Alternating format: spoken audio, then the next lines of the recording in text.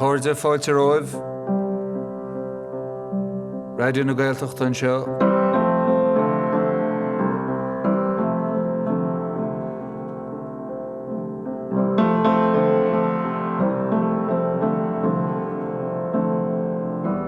Tá lá chuir dín agan sa sé nám bheitthe gólódar cheoil.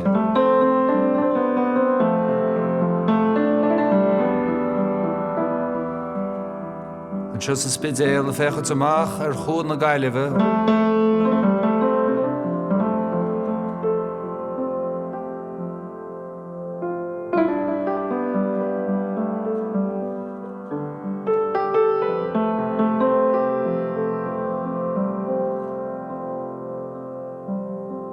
Buinnig solta san chéad uairich le goile heile an seo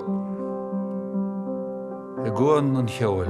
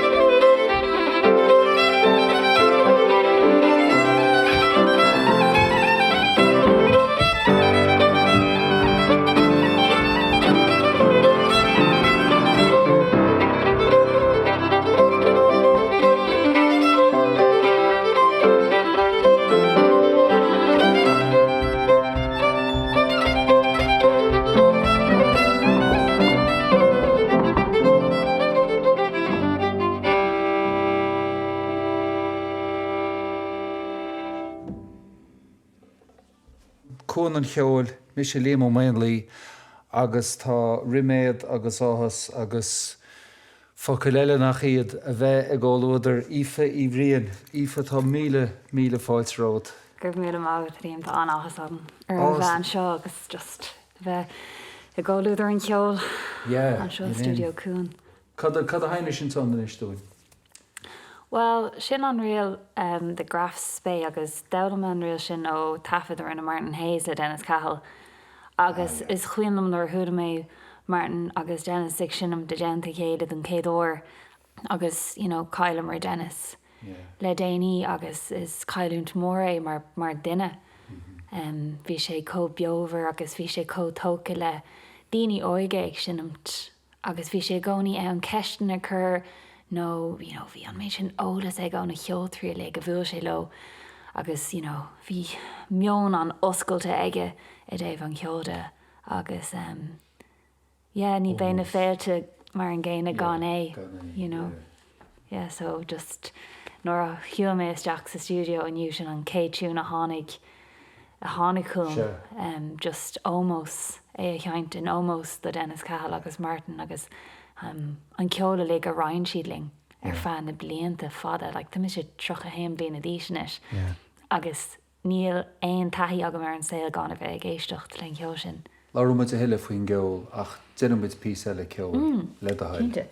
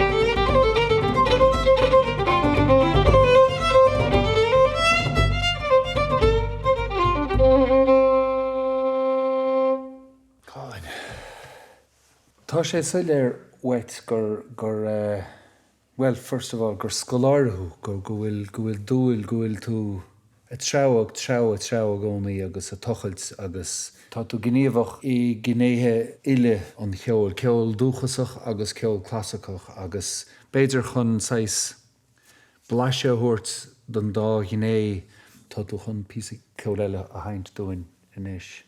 Tá cumadóir dar bhanam inescu a tógach sa Rómán agus bhí sé an tóca le cheol tradiisiúnta a tír féin agus cé go seinim se an ceol seo le blas airnach sé tá ann ná so náis a scríú sé an bhailín ach bhailín solo le tsiúncar na faoin tradiisiúnta ón Rómán sa cheol so chum se le píosa cheol airnach é the Maids of Mitchelstown.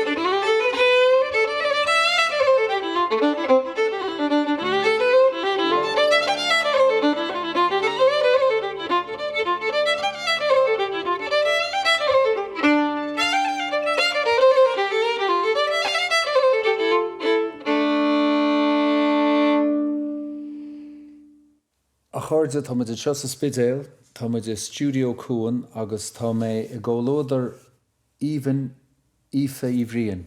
Ceoltóir tradiisiúntathú ó Rúchas ach ceoltóir clascachu chomá. Bhí cónaí mam agus dad ag gcuspá Bayside im nach lia. Agus bhí cónaí ring cul-de-sac beag. Agus bhí mam ag múna cheoil sa cul-de-sac seo. Raibh sí cónaí múna agus bhí dad ag cónaí múna cheoil bhí siad buintach le cul-de clúntar. So bhí sé timpplairt, anyway. Bhí sé nachát. I mean, bhí mam ag múna cheoil sa teach sa seomar site agus bhí gach páiste an cul-de-sac. I mo cheachsa ag fém cheoil gach lá. So bhí mis ag si an mórds I leor an rang cheoil se agus mé cúpla mí díis, chéim bliana díis. So có luas grabh san an fadóg stán a thógáil ó lámh dad bhí mé á dhéanamh. Agus hiag siad gur mis géirí bheith díorchasú le gachpáis eile móthir. Bhí mis géirí bheith có fásta sús le siúd. Ach an sin thosaigh chalíonn tras na bóthir dar bhanam Joan pís culcathair le réidí pís. Thosaigh si ag sin an bhailín. Agus aon rud a bhí siú le Joan, cé raibh si ní sin an mé bhí mis gur an rud canan céanamh. Mar a Harlín. Agus dúirt mé le mam agus dad raibh fidle tastal agus ní rah is gábhlína díis go fóil nóir chur me ceistir thub fidle áildom. So gábhlína díis, yeah. So thosaigh mis le rang na clásicach le múntóir den scó dar bhana Maria Kellerman. Agus thosaigh mé I mí mórta ní ag snó go trí, so bhí mé gá bliana díis is gá bhí de ís nóir thosaigh mé le mar rang na clásicach.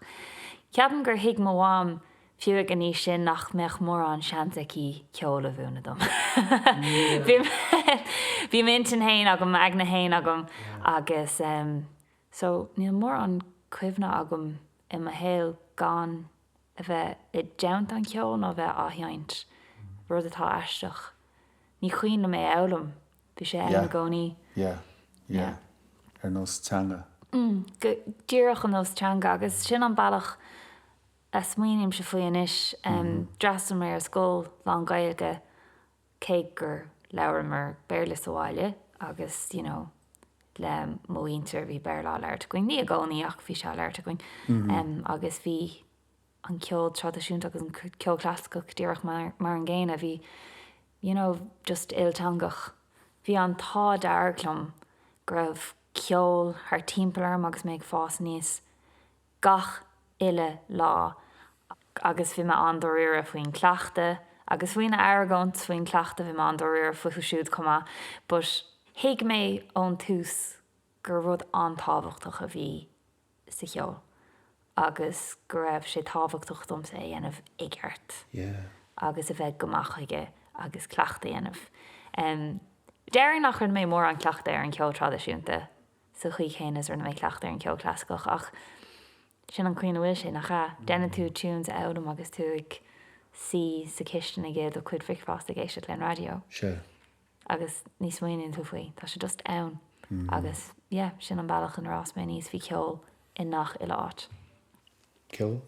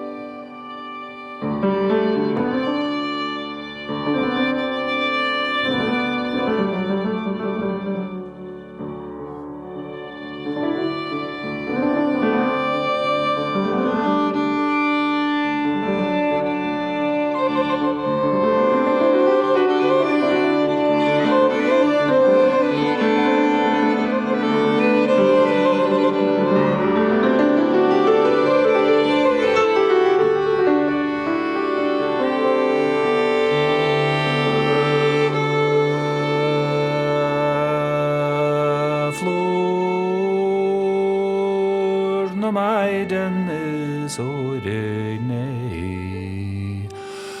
O clú leis céhán nachling a chúna bella rúna hiig sé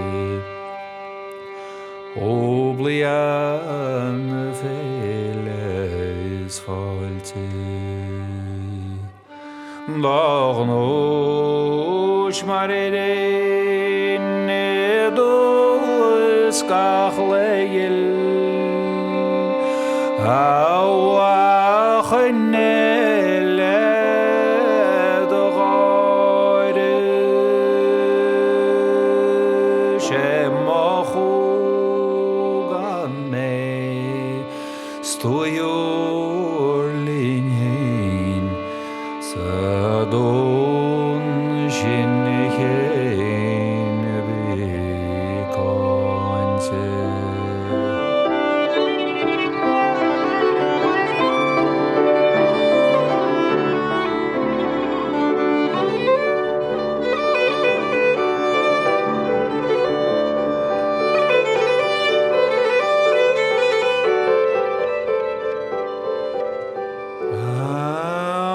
Brúte ben gan swain ganel a hoaelgalne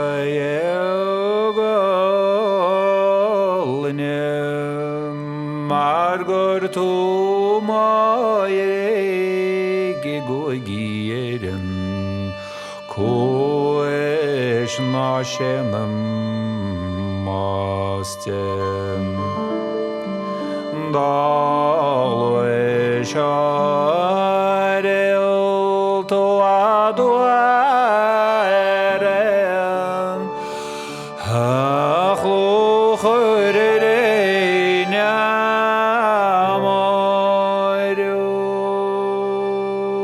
Gyo plurgus med Agus canoas o crev Und sin chéin vi konnte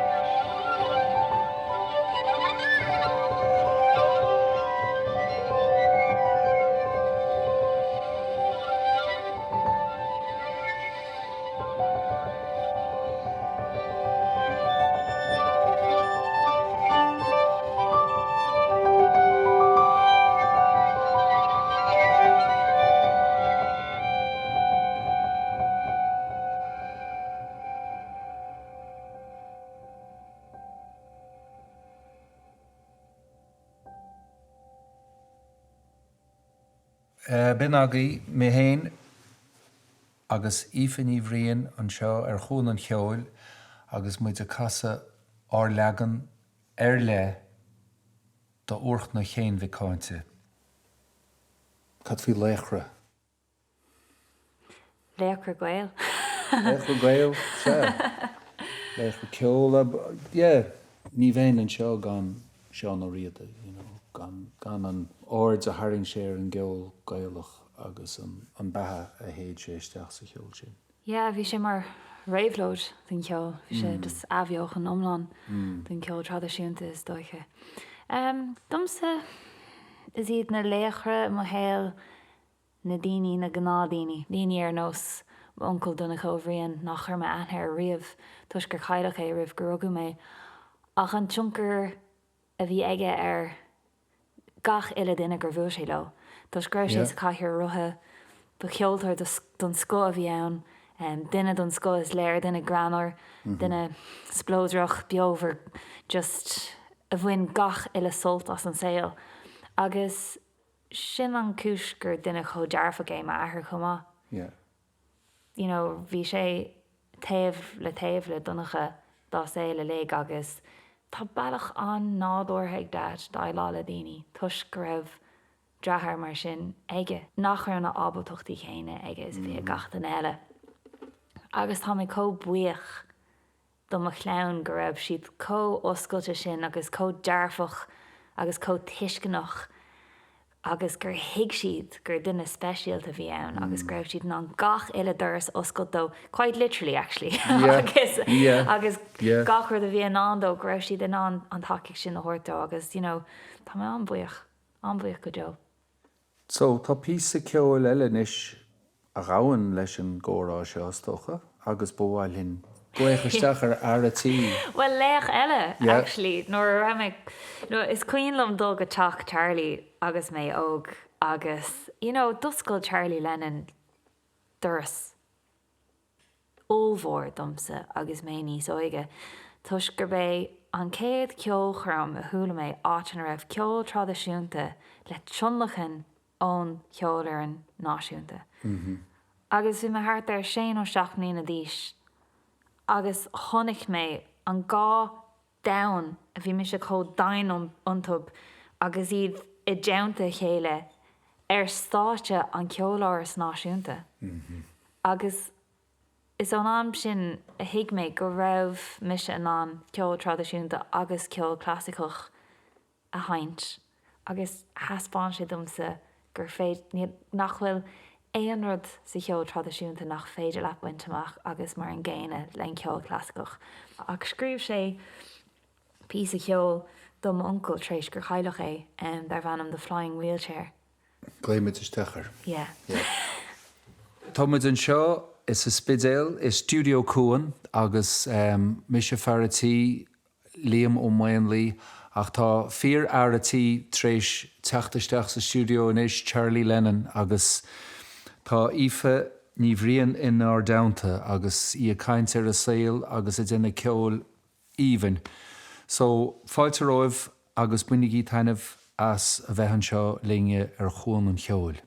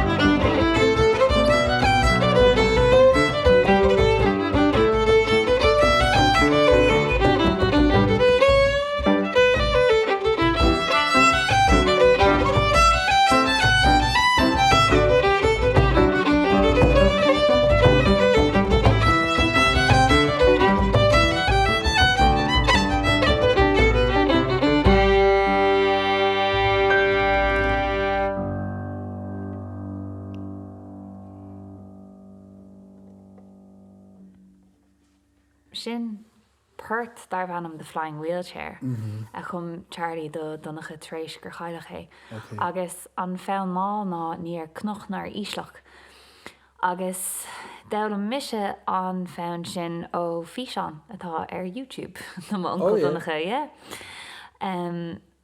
agus is fán é a cheann sé go minic agus is fán ó túisceart na tíir atá ann agus dailm donnacha an fán sin ó Brother Forrestal a bhí mar brathair Christy in St. David's in Ardáin áit an rastal maiad agus a dearth ar scoil agus bu ceoltar Brother Forrestal actually cheann sé an fiddle comá agus bhí lábhscríbhíní aige do faoin mail nach raibh mór an aithne ag daoine orthb seachas winter na thuisceart actually agus tá tá dearg ning goin na lábhscríbhíní sin againn agus delum well I suppose gur lé mé an ceodó na lábhscríbhíní ach gur raibh mé an legan sin an meach in ar cheann Maonlaí.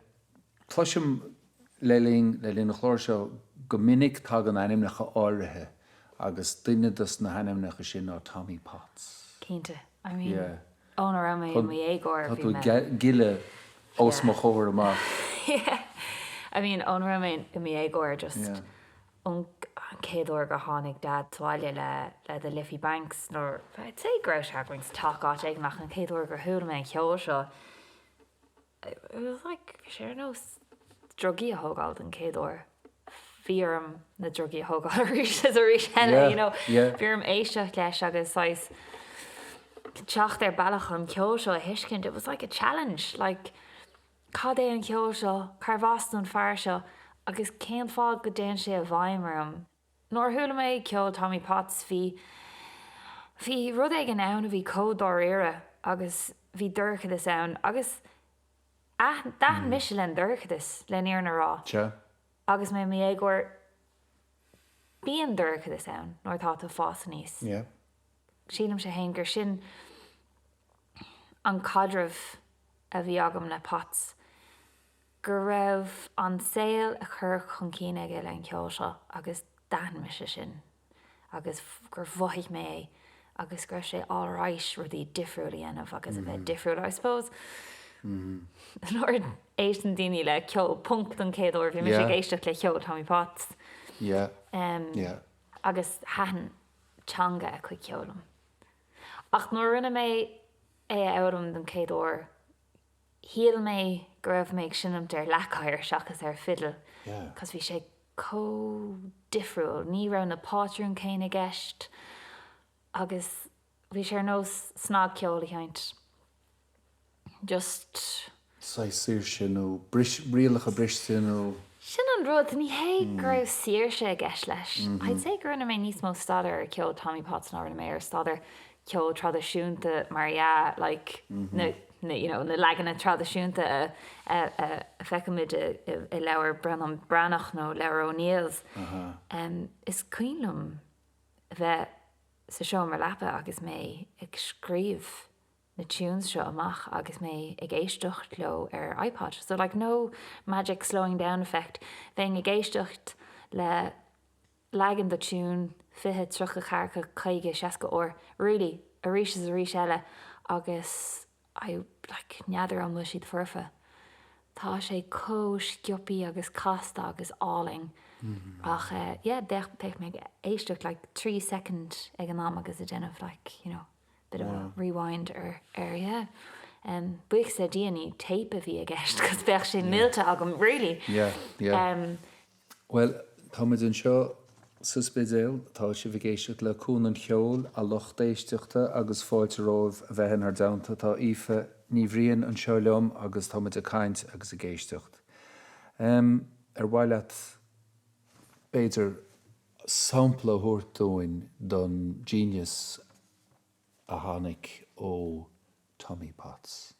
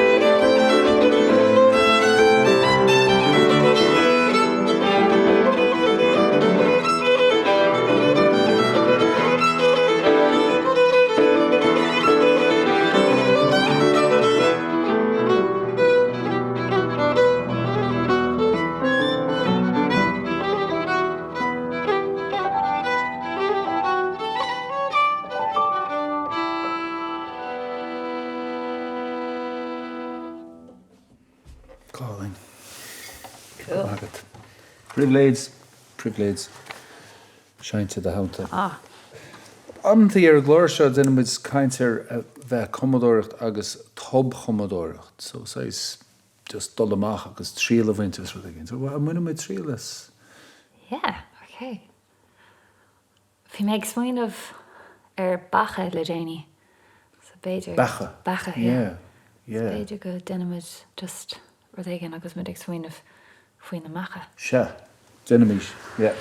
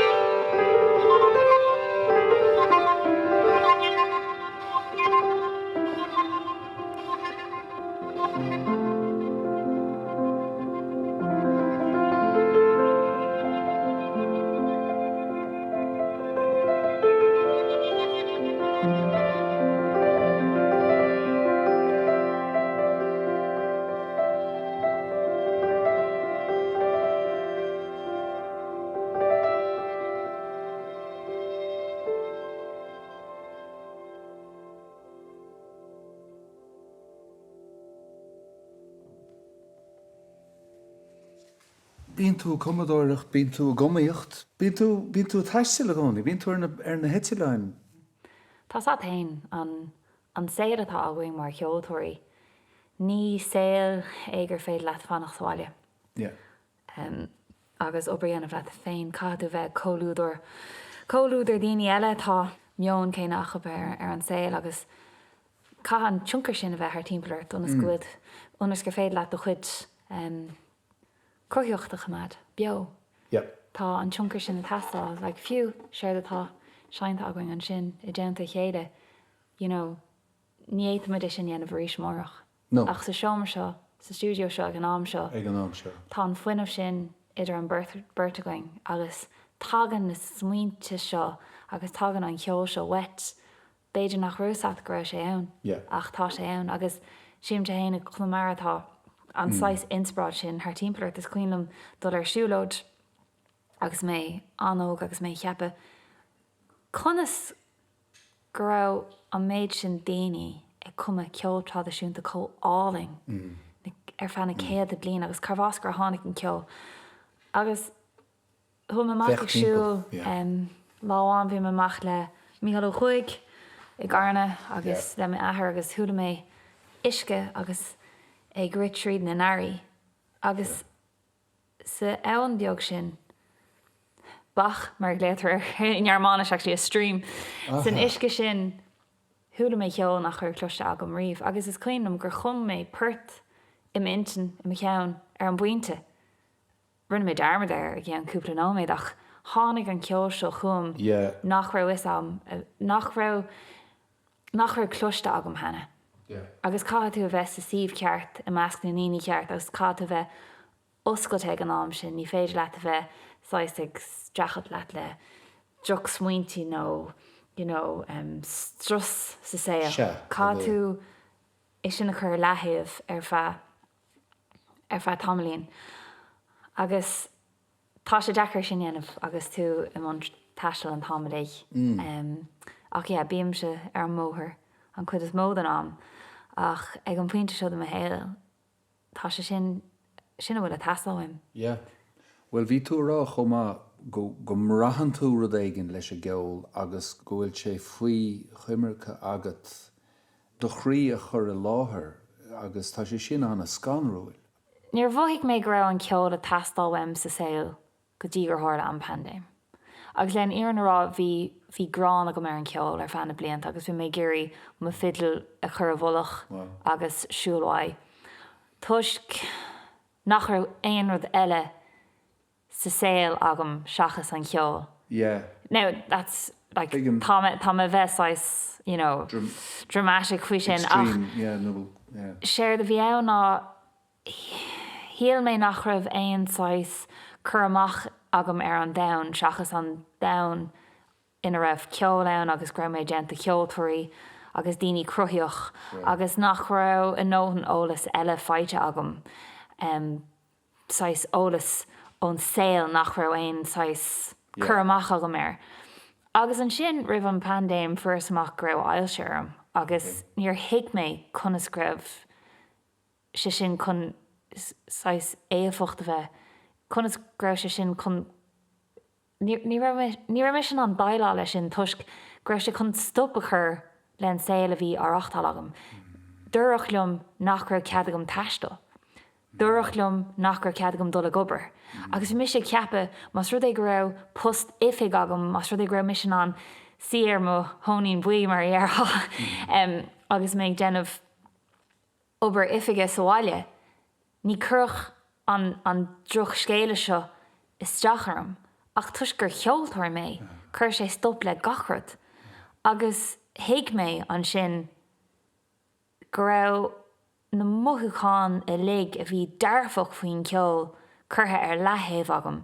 Tuis go raibh sé dechar sad ar dhéanamh ar an ceol. Bhí sé dechar na ceisna sin a chuirt féin le cén fá, gach lá beo. Ach inis bhí ceist eile margheall ar mo chuid sláinte agam cén fá go tharla sé seo. Bhí me sé smaoine faoi agus ceapam sé hain go raibh an tá dearg lumsa len ail sin ní raibh annach sáis legan Mickey Mouse-te a mórm sé féin tá a sláán inis. Ach bhí me smaoine faoi gach ile duine a bhí gafa lena driblódí hain I ra an pandéim, nach ra an deis aguing an sa strus sin a bhainthaing. Agus, ní lenach le déanaí nach chuim se ag gul agus mé leirt faoin stuff seo. Tus grá sé trom onam an sais muthúchan sin. Agus ní mé ach 28 bliain a lís nóir furas amach gra an eise agam tus gra mo céad smear test agam. Ó sin amach bhí meon umláin difriúil ar an téil agam. Bhí mé buocht don ceol don céad ó riamh. I meadach nach raibh mé hena. Tus gur kind of, you can take it for granted nó tá sé ann na gcónaí. Agus hiig mé an sin go raibh tábhacht ag buint leis an ceol.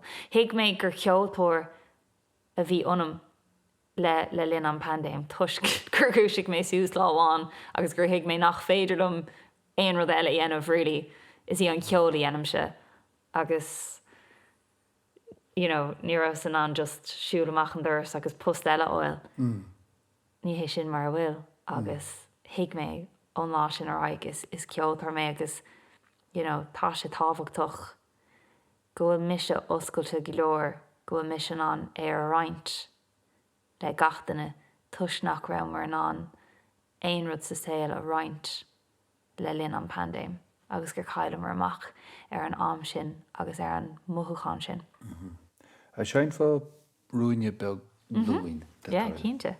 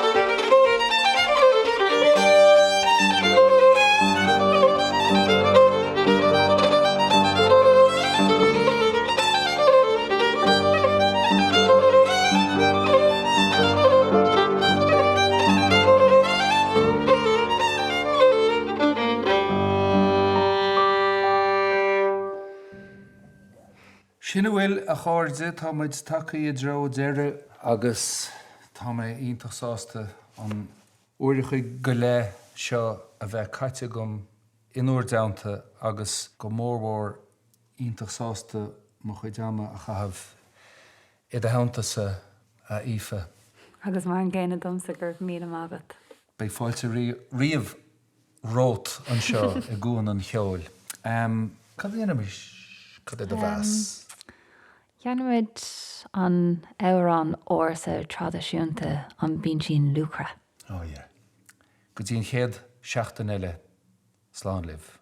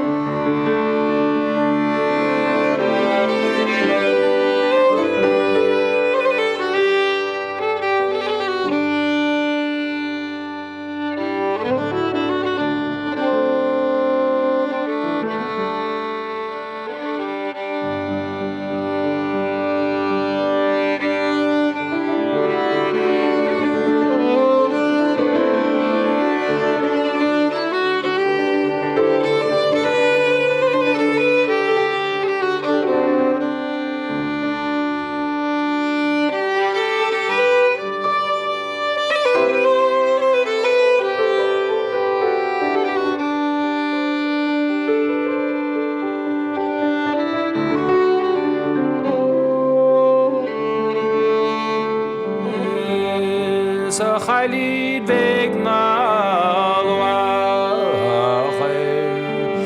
Centro alo modavar terallar Nugundu kalyum serwai gines riverwach nakle asteshawan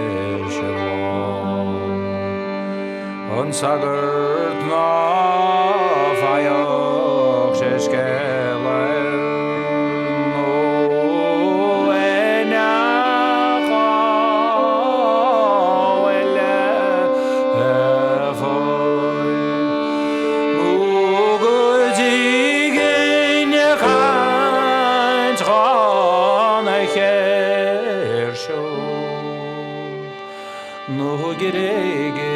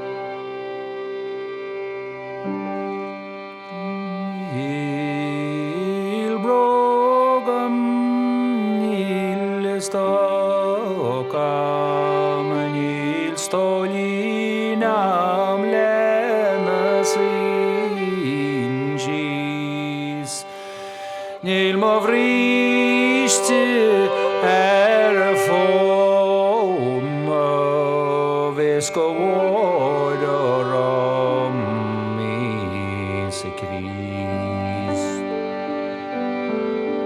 Nil rafines dau in oram